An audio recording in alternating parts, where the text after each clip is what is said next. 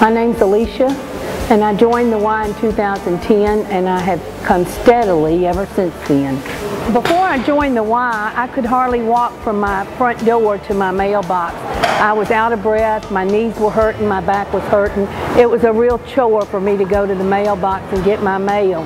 When I started the YMCA, I was on about 6 to 8 different prescription medicines. I was on 3 medicines for breathing, asthma, and high blood pressure, cholesterol, arthritis medicine, and within 6 months I was off of 1 blood pressure pill, and the next 6 months I was off the other one.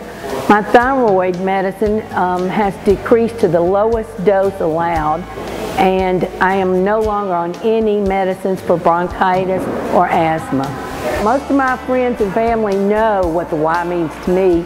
I tell everybody that I couldn't have done this without the Y. The support, the encouragement, and the availability of all the classes is what kept me going. I was at a point where I had to choose whether I wanted to buy gas, buy food, or pay the rent. So, of course, at that point, one of the things that was going to have to go was my Y membership. It's so important for people to donate to the Y to help people like me. I never could have continued with this program without some financial assistance. My husband and I separated, and I went from 2 incomes to 1. So I would have immediately had to stop coming if it had not been for the help that the Y offered me.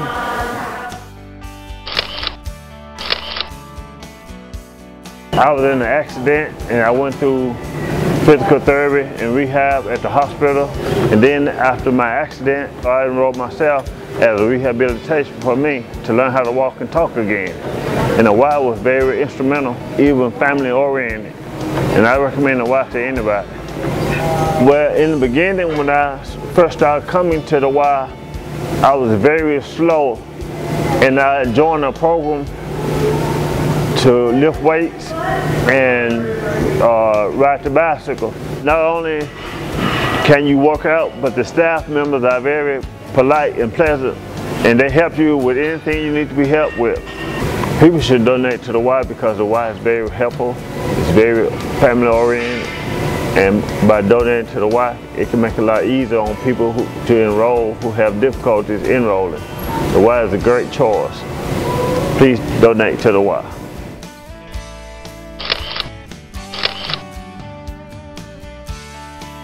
What the SNAP program has done for our family is Emily can now ride her bike, and we're able to go out and ride bikes as a family where we weren't able to do that up until 2 years ago when she started with the SNAP program. For my self-help needs, Emily's been able to learn to wash her hair and give herself a bath because her fine motor skills were greatly improved. We've seen this in the classroom with her handwriting. And as she gets older, when she can do more and more for herself, she will not need as many people to take care of her. So from a social economic standpoint, that's huge, you know, if she can, you know, take care of herself. And this is some of the things that we're working toward, and that's why the SNAP program is so essential. We spend so much money on behavioral therapy, speech therapy, ABA, applied behavior analysis therapy. To have something that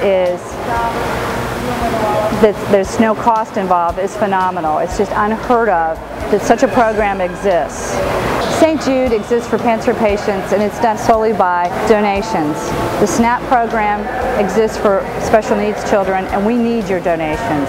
We need this program to continue. Just like St. Jude has become an essential part of our community, we want SNAP to become an essential part of the YMCA community.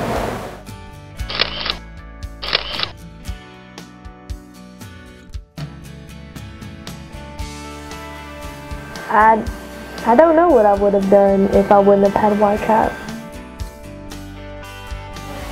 When I first came to YCAP, it was through DCAC, and they talked to my mom about what YCAP was, and she really wanted me to be in it.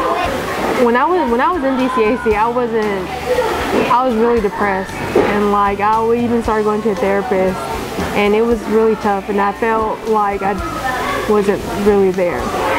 I got expelled from my regular school, like Cormorant, so they put me in there. When I was first in YCAP, it was a little awkward first being in there because I didn't know anybody, and you know, I figured that they wouldn't even like care about me or anything because I was in there.